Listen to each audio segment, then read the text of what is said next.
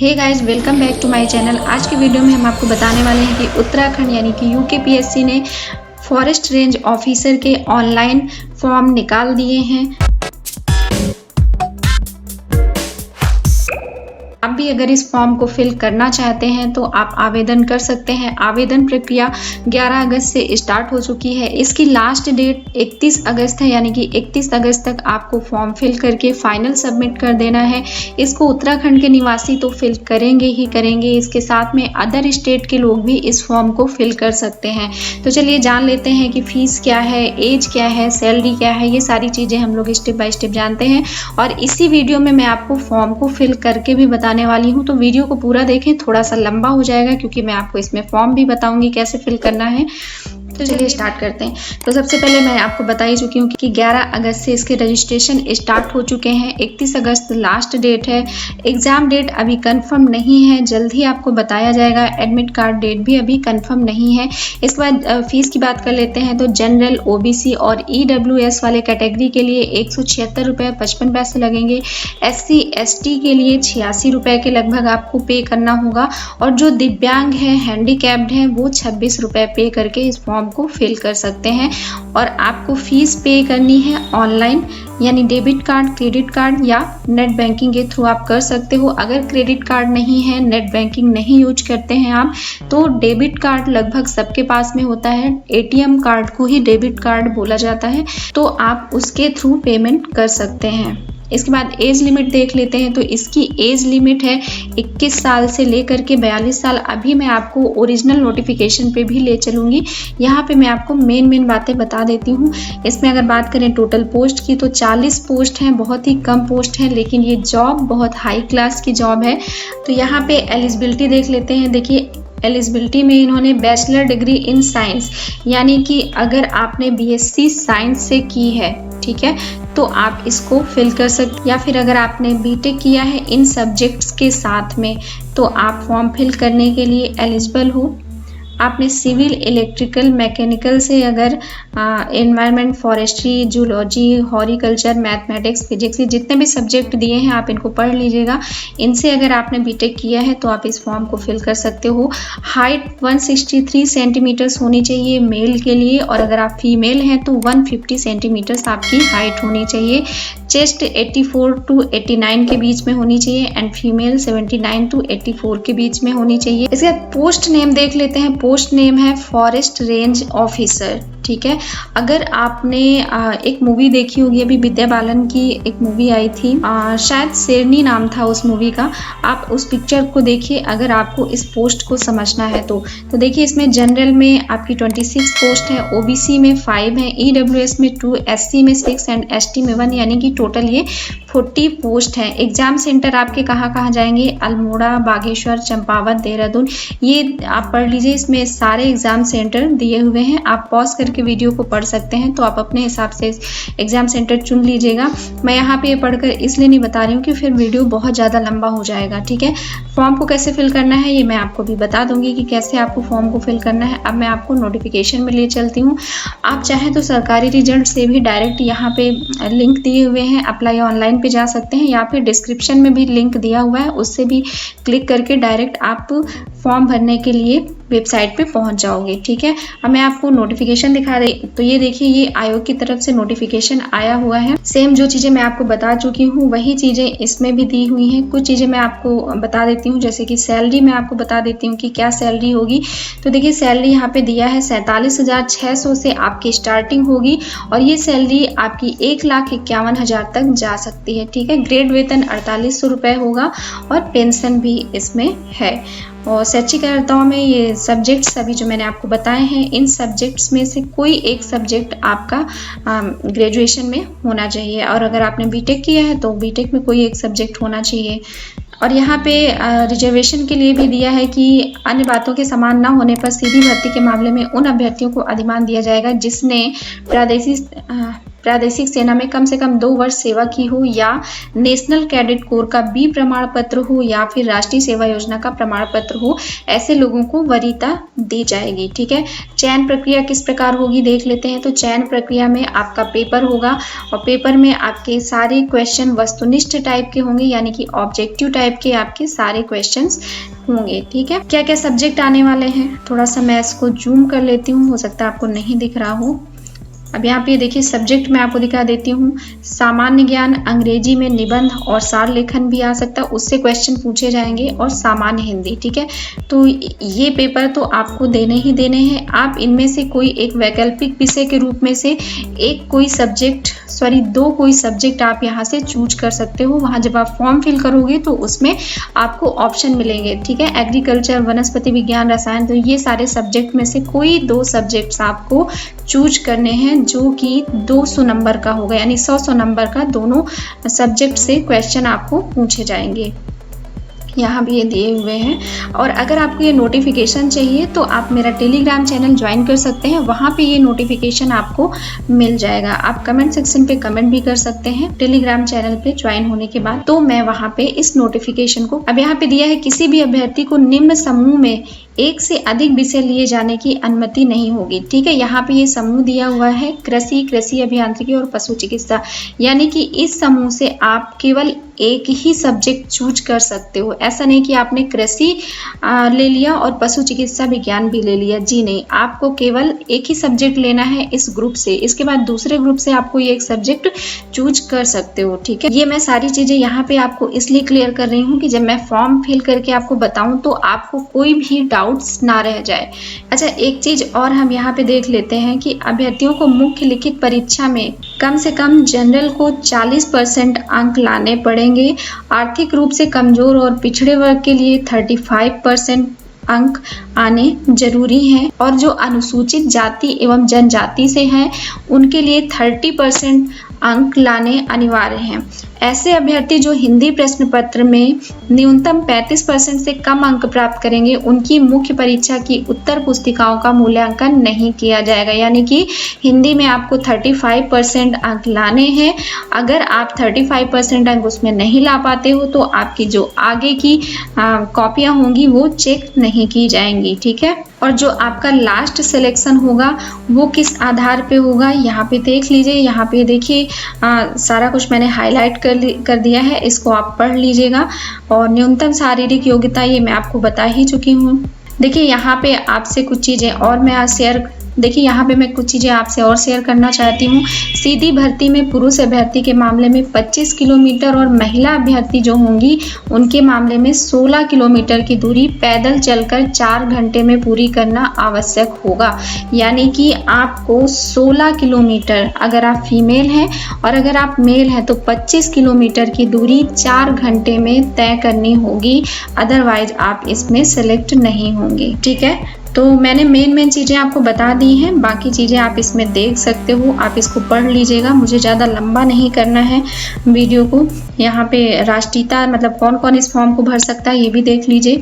सेवा में किसी पद पर सीधी भर्ती के लिए अभ्यर्थी भारत का नागरिक होना चाहिए। तिब्बती शरणार्थी जो कि 1 जनवरी 1962 से पहले भारत में आया हो वो भर सकते हैं इस फॉर्म को। भारतीय मूल का हो जिसने भारत में स्थायी रूप से निवास करने के लिए पाकिस्तान, म्यांमार, श्रीलंका या किसी पूर्वी अफ्रीकी देश, केन्या, युगांडा, ठीक है, ये सारे देशों से व्रजन किया हो। और ये जो ऊपर यहाँ पे श्रेणी बताई गई है उससे संबंधित जो कैंडिडेट होगा उसके पक्ष में राज्य सरकार द्वारा पात्रता का प्रमाण पत्र जरूर होना चाहिए उसके पास में, ऐसे लोग फिल कर सकते हैं।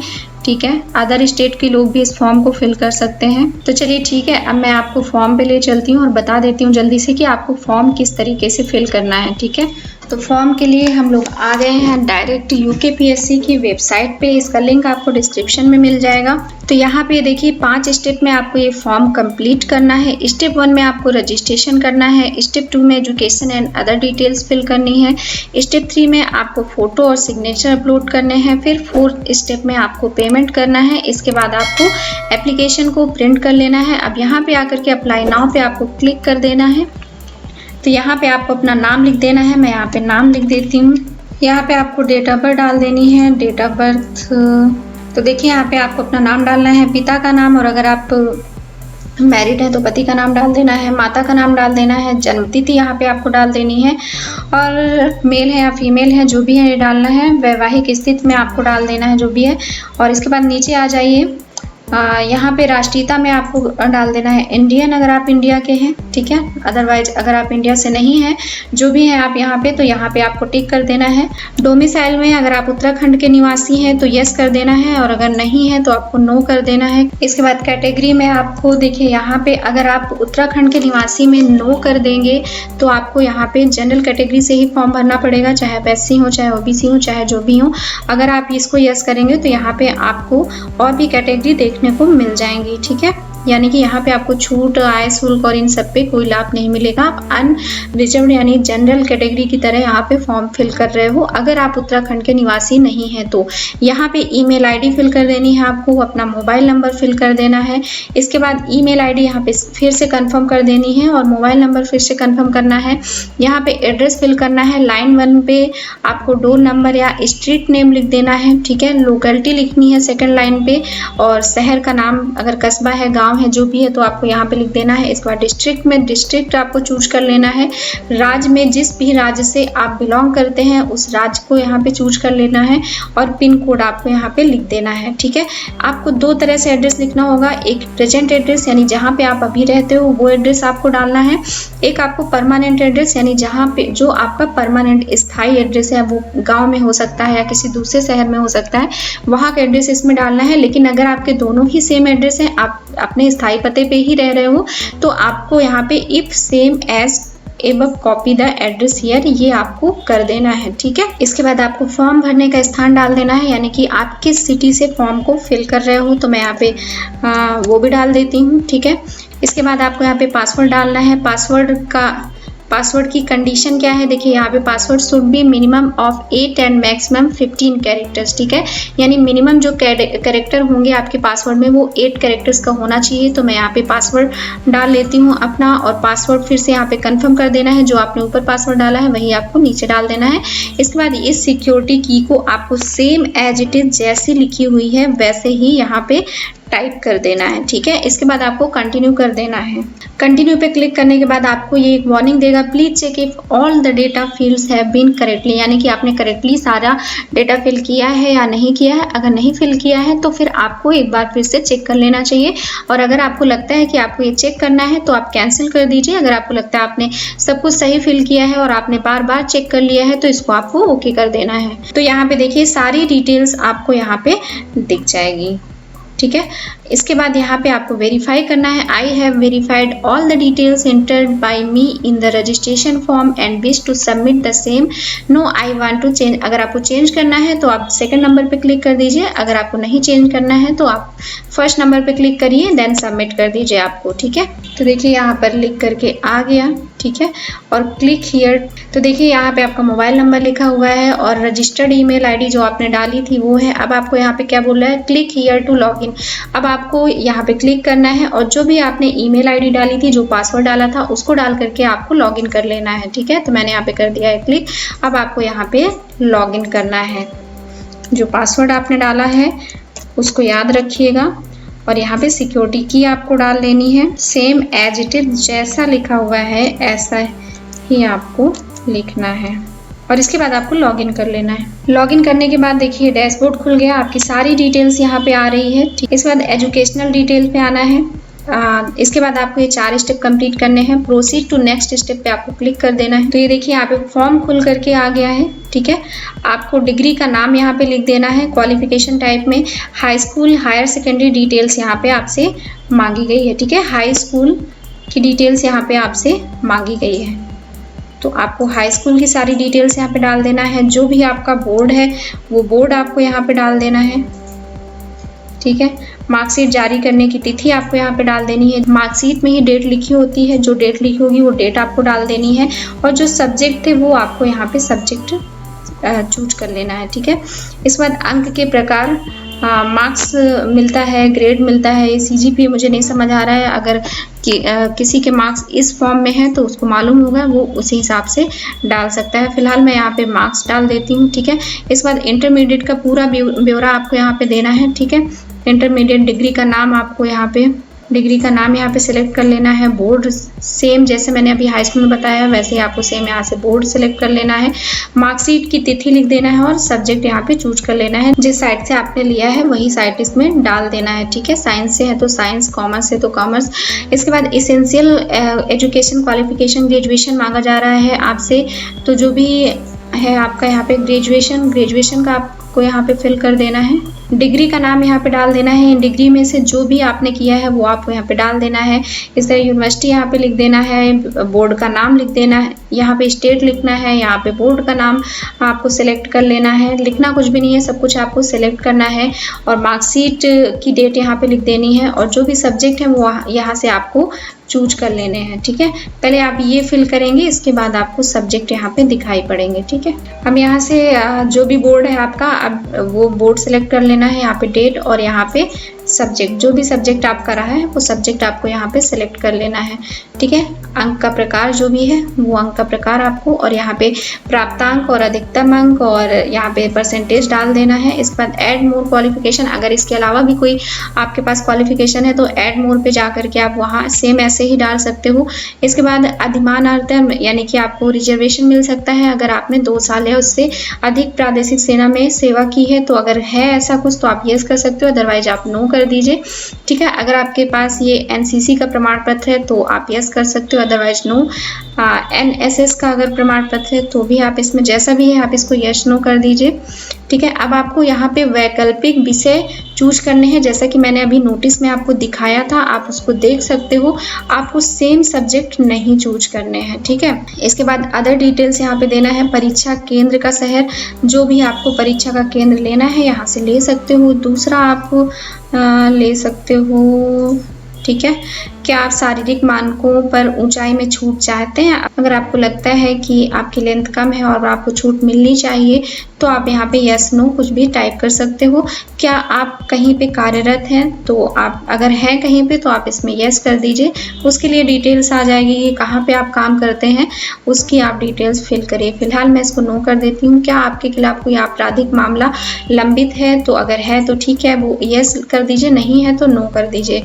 यहाँ पे अगला ऑप्शन है कि क्या किसी परीक्षा से आप वंचित किए गए हैं, तो आप नहीं कर दीजिए, ठीक है। इसके बाद आप आईडी कार्ड में क्या देना चाहते हैं, तो मैंने यहाँ पे डाल दिया आधार, और आपको यहाँ पे डाल देना है आधार नंबर, ठीक है। इसके बाद आपको कर देना है सबमिट। तो गाइस सबमिट करने के बाद आपको फिर से पूछ रहा है कि आपने सारी चीज़ें कायदे से चेक कर ली हैं, तो मैंने कर दिया यहाँ पे ओके।